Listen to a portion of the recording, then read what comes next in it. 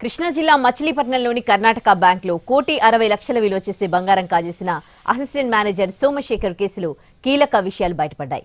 కస్టమర్లు తాకట్టు పెట్టిన బంగారాన్ని కాజేసి వాటి స్థానంలో రోల్డ్ గోల్డ్ నగలు పెట్టాడు సోమశేఖర్. కాజేసిన బంగారాన్ని విజయవాడలోని పలు బ్యాంకుల్లో తాకట్టు పెట్టి 1,60,00,000 స్వాహా చేశాడు.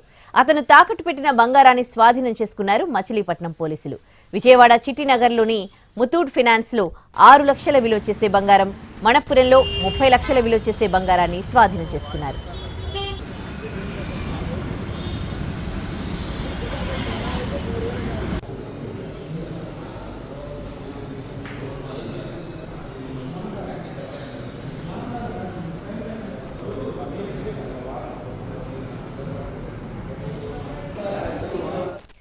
కర్ణాటక అసిస్టెంట్ మేనేజర్ సోమశేఖర్ విజయవాడ కాబీలా సెంటర్ రామరాజ్యనగర్లో ఉంటున్నాడు.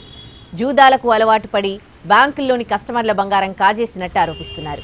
విజయవాడలో మొత్తం 8 బ్యాంకుల్లో కస్టమర్ల బంగారం తాకట్టు పెట్టినట్టు గుర్తించారు. మచిలీపట్నం కర్ణాటక బ్యాంకులో డిసెంబర్లో జరిగిన ఆడిట్లో ఈ మోసం బయటపడింది. ఈ కేసులో తవ్వి కొద్దీ అసిస్టెంట్ మేనేజర్ సోమశేఖర్ మోసాలు బయటపడుతున్నాయి.